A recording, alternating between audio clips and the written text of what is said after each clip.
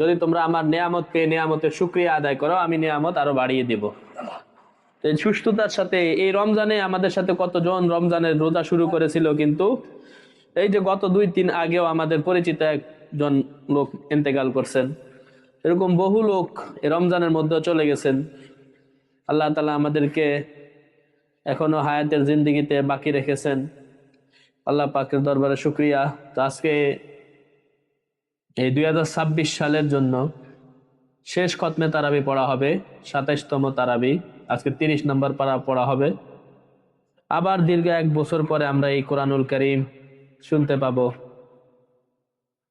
তো আজকে সূরা নাবা, প্রথমে সূরা নাবা পড়া হবে। সূরা নাবার মধ্যে আল্লাহ তাআলা আসমান জমি সৃষ্টি করেছেন, পাহাড় সৃষ্টি করেছেন, আমাদের উপরে 7টা আসমান সৃষ্টি করেছেন, বৃষ্টি বর্ষণ করতেছেন, এই সব নিয়ামতরাজি তুলে ধরেছেন।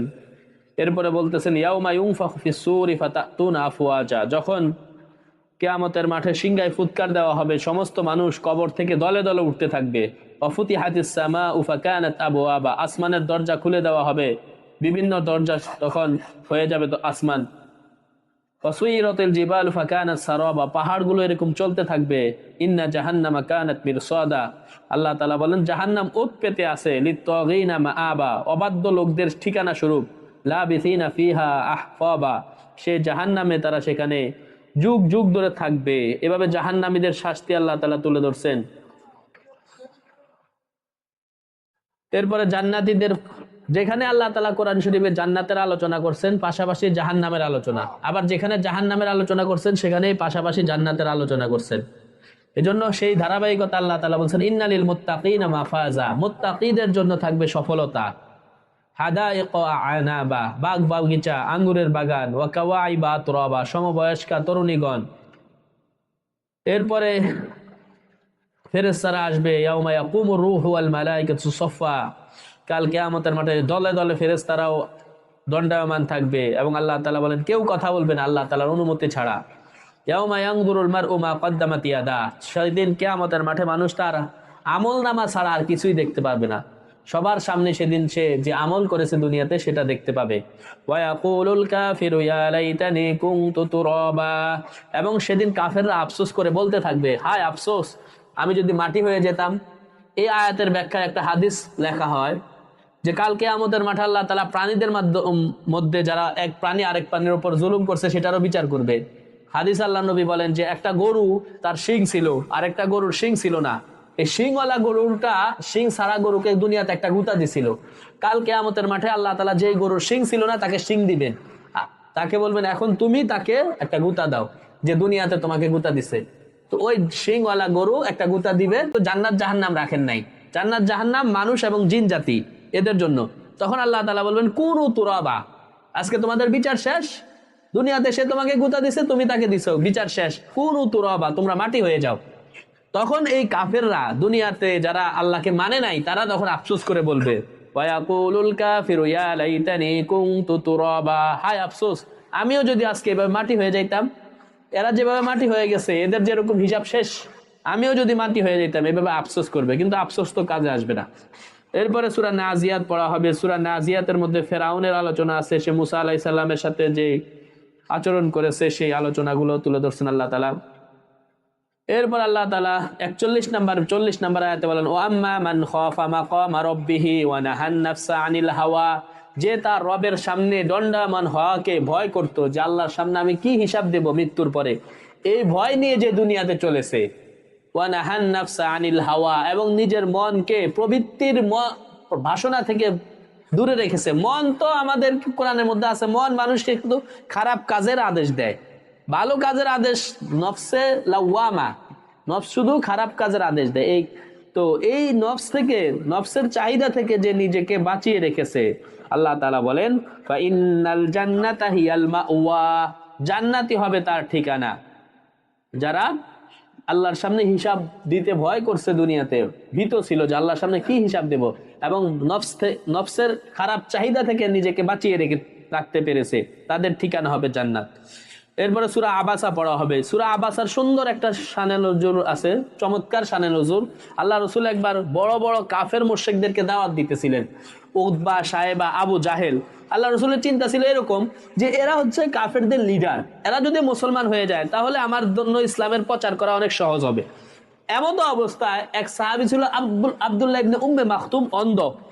ওই সাহাবী এসে পড়ছে, এসে বলছে, ইয়া রাসূলুল্লাহ আল্লিমনি মিম্মা আল্লামাকাল্লাহ, আল্লাহ আপনাকে যে দিন শিখাইছে, ইসলাম শিখাইছে, সেখান থেকে আমাকেও কিছু শিখান। তো এই সাহাবী ছিল একেবারে সাধারণ গরিব সাহাবী, আবার অন্ধ। তা আল্লাহ রসুল এই মুহূর্তে না এসে উনি অন্য মুহূর্তেও তা এসে এই প্রশ্নটা করতে পারতেন। এখন কুরাইশ বংশের বড় বড় লিডারদেরকে দাওয়াত দিতেছেন, এখন আসার কি দরকার? আল্লাহ রসুল একটু বিরক্ত হয়ে চেহারাকে একটু ভ্রু কুঞ্চিত করেছেন। এই ভ্রু কুঞ্চিত করার কারণে আল্লাহ তাআলা আল্লাহ রসুলকে নিন্দা করে, মানে এক প্রকারের হালকা ভাষায় নিন্দা করছেন যে এই কাজটা আপনার ঠিক হয় নাই। সে ইমানদার, যদিও তার ধন সম্পদ নাই, কিন্তু সে তো ইমানদার। এরকম হাজারো কাফের থেকে তার দাম আল্লাহর কাছে অনেক বেশি। আপনার তার কথা শোনা দরকার ছিল। এই আবু জাহেলের দাম আল্লাহর কাছে কিছু নাই, এরা জাহান্নামের কীট। সুতরাং এদের দিকে আপনার গুরুত্ব দেওয়ার দরকার কি ছিল? আব্দুল্লাহ ইবনে উম্মে মাকতুম, সে তার জবাব দিতেন আপনি। আবাসা ওয়া তাওয়াল্লা, আল্লাহ রসুল ভ্রুকুঞ্চিত করেছেন, ওয়া তাওয়াল্লা, এবং মুখ ফিরিয়ে নিয়েছেন। আং জাআহুল আমা, যে তার কাছে এক অন্ধ লোক এসেছে। ওয়া মা ইউদরিকা লাআল্লাহু ইয়াযাক্কা, হয়তোবা সে এই কথা শুনে সে আত্মাকে পরিশুদ্ধ করত। এভাবে আল্লাহ রসুলকে আল্লাহ তাআলা বলছেন যে এরকম আর করবেন না। ইমানদাররা আসলে তাদেরকে গুরুত্ব দিবেন, তাদেরকে প্রায়োরিটি দিবেন আগে। এই কাফেরদেরকে আপনি প্রায়োরিটি দেওয়ার কোনো দরকার নাই। এর পরবর্তীতে আল্লাহ রসুল এই আব্দুল্লাহ ইবনে উম্মে মাকতুমকে যখনই দেখতেন, ওনাকে দেখে মারহাবা মারহাবান মারহাবান, সুস্বাগতম, যে মিম্মান আতাবানি রব্বি, যার কারণে আল্লাহর আমার রব আমাকে নিন্দা করেছেন। এভাবে তাকে স্বাগতম জানাইতেন যে তোমার কারণে আল্লাহ আমাকে নিন্দা করেছেন। এভাবে আল্লাহ রসুল তাকে বলতেন। আল্লাহ তাআলার কাছে ইমানদারের দাম বেশি, যদিও তার দুনিয়ার হাইসিয়তে তার কোনো কিছুই নাই। এভাবে আরেকটা হাদিসে আছে, আল্লাহ রসুল লম্বা এক হাদিস বলছে যে একটা লোক আল্লাহ রসুলের পাশ দিয়ে গেছে, জিজ্ঞাসা করছেন, এই তোমাদের কাছে এই লোকটার অবস্থা কেমন? সবাই বলছে সে তো অনেক ধনী মানুষ, তা সে যে কোনো জায়গায় কোনো কথা বললে মানুষ রাখবে, বিবাহের প্রস্তাব দিলে তার প্রস্তাব গৃহীত হবে। এরপরে আরেকটা লোক গেছে, বলছে এই লোকটা কেমন? বলছে এত টাকা পয়সা নাই, কোনো জায়গায় গেলে তার কোনো সম্মান হবে না, তা সে কোনো জায়গায় বিবাহের প্রস্তাব দিলেও তার কথা রাখবে না কেউ। আল্লাহ রসুল বলছেন এই যে পরের যে গরিব ইমানদারটা, এর দাম ওইরকম হাজারো কাফের থেকে আল্লাহর কাছে বেশি উত্তম। এরপর আল্লাহ তাআলা সূরা আবাসার 37 নম্বর আয়াতে বলেন, ইয়াউমা ইয়াফিরুল মারউ মিন আখি, সেদিন মানুষ তার ভাইয়ের থেকে পলায়ন করবে। ওয়া উম্মিহি ওয়া আবি, তার মা থেকে, ওয়া আবি, তার পিতা থেকে, ওয়া সাহিবাতিহি ওয়া বানি, তার স্ত্রী থেকে, তার সন্তানদের থেকে পলায়ন করবে। কেন? লিকুল্লি ইমরিইম মিনহুম ইয়াউমাইযিন শা'নুন ইউগনি, প্রত্যেকেই সেদিন নিজেকে নিয়ে ব্যস্ত থাকবে। শা'নুন, প্রত্যেকের এমন চিন্তা থাকবে, পেরেশানি থাকবে, ইয়া নাফসি ইয়া নাফসি, আমার কি হবে আমার কি হবে। এর কারণে সে আত্মীয় স্বজন দেখলে তাদের সামনে পরিচয় দিবে না, পলায়ন করবে। এরপর আল্লাহ তাআলা বলেন কিছু চেহারা হবে সেদিন হাস্যাস ভাস্যাস, আর কিছু চেহারা হবে ধুলা মলিন, চিন্তাগ্রস্ত, এরকম। এরপরে আসছে সূরা ইনফিতার পড়া হবে। ইনফিতারের মধ্যে সূরা ইনফিতারের মধ্যে আল্লাহ তাআলা বলেন, ইয়া আইয়ুহাল ইনসানু মা গররাকা বিরাব্বিকাল কারীম, তোমাকে কিসে ধোঁকায় ফেলে দিল তোমার সম্মানিত রব সম্পর্কে, যেই রব তোমাকে সৃষ্টি করেছেন। আল্লাযী খালাকাকা ফাসাওয়াকা, সুন্দর আকৃতি দিয়েছেন, ফাআদালাক, এবং সুগঠিত করেছেন। এত সুন্দর করে যিনি তোমাকে সৃষ্টি করেছেন, এই রব সম্পর্কে কিসে তোমাকে ধোঁকায় ফেলে দিল। এরপরে সূরা মুতাফফিফিন পড়া হবে। মুতাফফিফিন যারা ওজনে কম বেশি করে তাদের ব্যাপারে আল্লাহ তাআলা বলছেন যে এদের ঠিকানা হবে ওয়াইলুল লিল মুতাফফিফিন, এদের জন্য দুর্ভোগ, ধ্বংস, ওয়াইল নামক দুর্যোগ এদের জন্য অপেক্ষা করতেছে যারা ওজনে কম দেয়। যখন নিজেদের জন্য মেপে নেয় তখন খুব পরিপূর্ণ নেয়। আল্লাযীনা ইযা ক্তালু আলান নাসি ইস্তাওফুন, তখন পরিপূর্ণ করেই মেপে নেয়। ওয়া ইযা কালুহুম আও ওয়াজানুহুম ইউখসিরুন, যখন অন্যদেরকে মেপে দেয় তখন কম দেয়। আল্লাহ তাআলা বলেন এদের জন্য ওয়াইল নামক দুর্যোগ। এরপরে ফালিয়াউমাল্লাযীনা আমানু মিনাল কুফফারি ইয়াদহাকুন, আল্লাহ তাআলা বলেন যে কাল কিয়ামতের মাঠে ঈমানদাররা কাফেরদের দেখে হাসতে থাকবে। কাফেরদের, কারণ কাফেররা দুনিয়াতে ঈমানদারদেরকে হাসি ঠাট্টা করছে, বিদ্রুপ করেছে। আজকে জান্নাতের মধ্যে জান্নাতীরা তাদেরকে হাসি ঠাট্টা করবে, দুনিয়াতে যেরকম করছে। এরপরে সূরা ইনশিকাক, সূরা তারিক, সূরা বুরুজ, আজকে অনেকগুলা সূরা পড়া হবে। যাক, যে আলোচনা করা হলো আল্লাহ তাআলা আমাদেরকে সেগুলো ভালোভাবে বুঝার এবং সে অনুযায়ী আমল করার তৌফিক দান করুন।